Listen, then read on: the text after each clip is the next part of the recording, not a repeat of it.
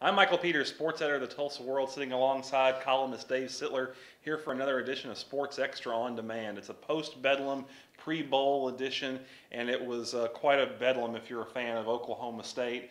Both you and I got a chance to sit there and watch that game in person, and it was, it's an impressive atmosphere. It was a, great game if you are a long-time suffering Cowboy fan. It was a really, gratifying victory for people like that. What is your takeaway now, several days removed from that ball game? I was stunned, and I'm still stunned that it was that big a difference in the score. I didn't think I picked OSU to win and was convinced they would win, but I thought it would be much closer than that, which raises all kinds of red flags to me, Michael, about OU.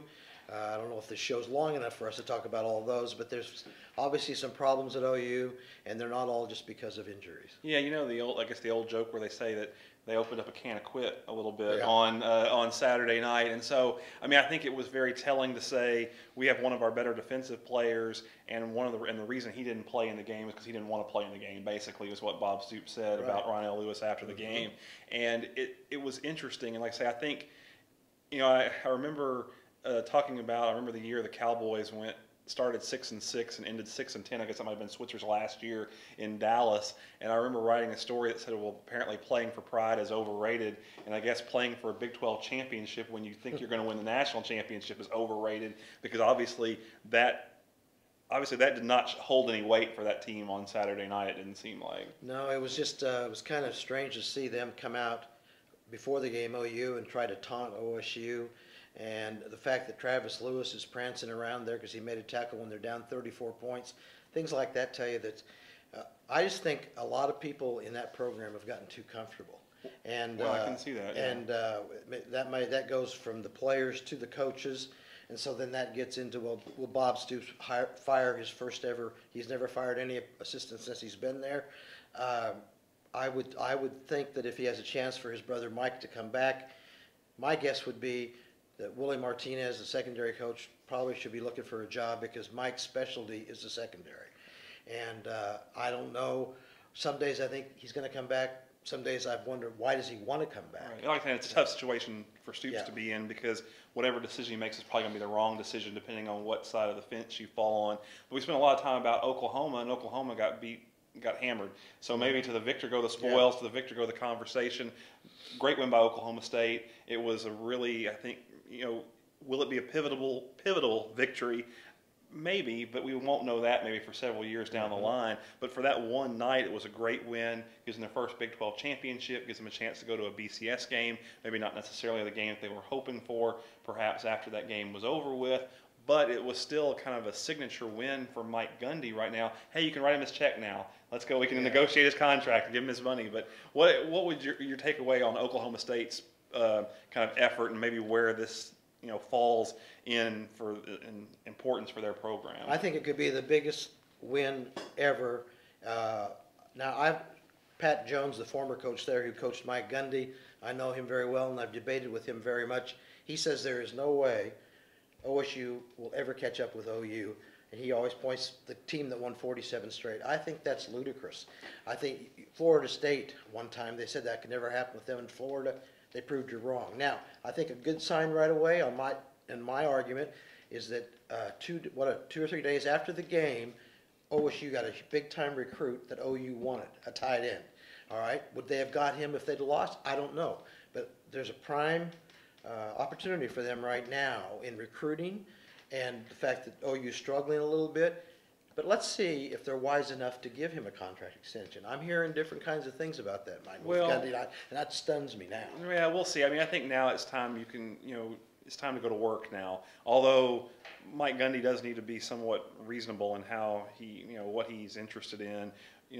Knowing the fact that it's kind of a two-way street, that they've, like say, he's taken them to places they've never gone, but they gave him an opportunity no one was going to give to him, though. 2 weeks ago, you're telling me win the Big 12, but it is. go to a BCS ball. I know, yeah, but he has to be reasonable though in what he's. I don't think he's being unreasonable. Well, if he's not being unreasonable, then they should get. And if that happens, Boone Pickens will write him a check, and it won't be no big deal. If Travis Ford has a 10-year contract, don't you think Mike Gundy's earned one?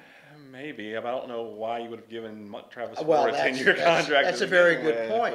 But I think it's interesting, though. Here's what I will say. I would have to say that I agree with Coach Jones, to one extent, no, Oklahoma State can never catch Oklahoma in the same way that A&M can never catch Texas. In the way of you can go through spans of time where those programs go neck and neck, where they fight for recruits, where they battle back and forth on the field. Oklahoma State can make that a true rivalry. They can make that a more even series.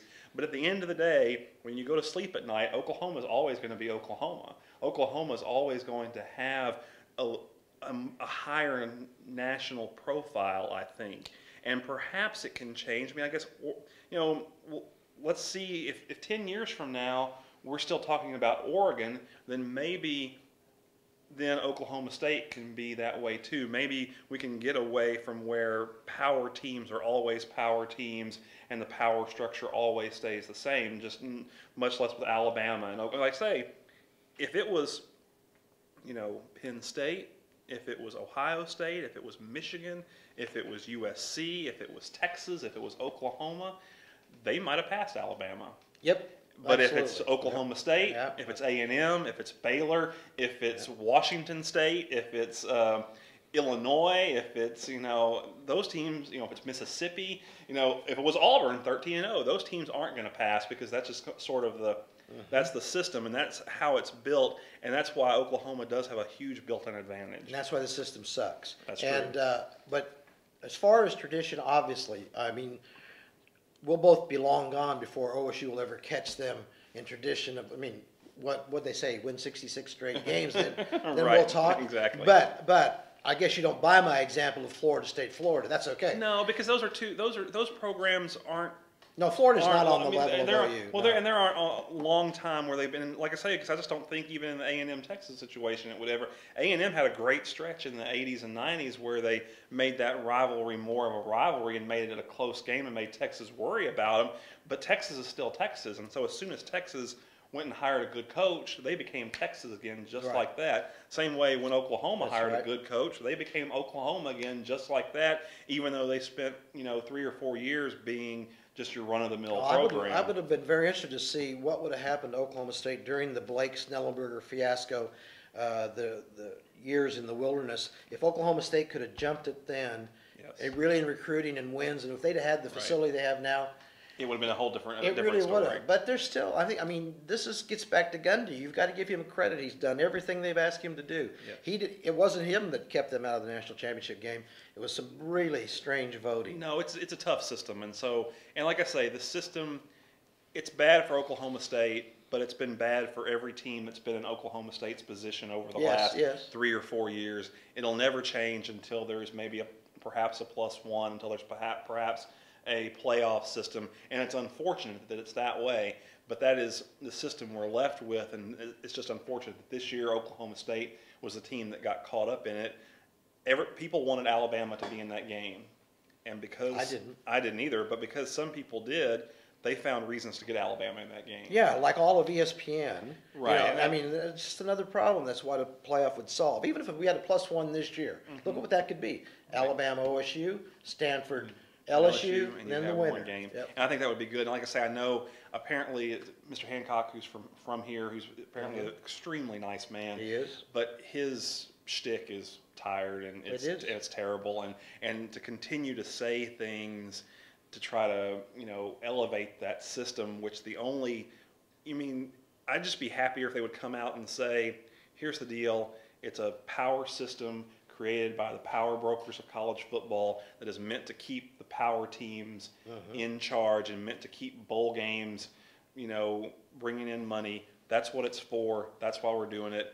And, we're never changing it. Yes. That would at least be honest if we did Just it that way. call it the good old boy system. Right. That's what it is. And it would at least be honest that way. So, I have some more time to talk about this at a different point in time. Just quick hits on the 2 bowl games. Oklahoma, going back to Arizona, where they've had some Arizona fatigue, and even more so now that they're going to be in a second-rate game. Can Oklahoma State kind of recharge themselves and look over the disappointment of not getting the national championship game and then going and having a good performance against I think Oklahoma State, I think Oklahoma State, there's no worry about that, and it looks like Oklahoma State's fans are already buying up all the tickets. I would be surprised if Oklahoma has 2,000 fans there, frankly. I think that the Big 12 really screwed up, didn't have the power to get Kansas State in the BCS Bowl. If OU's in Dallas, maybe they would sell more tickets. I think it's going to be very, very hard for OU to get up to win that game out there. The good thing going for them, Iowa's not very good. But I think OSU, that will be a great game. It should be a great game on both sides. I don't even know who's favored. I don't follow the point spread. But, I mean, the matchup there is terrific, so I'm looking forward to that one. Yeah. Well, that's all we have time for this week. Please join us again next week for another edition of Sports Extra on Demand.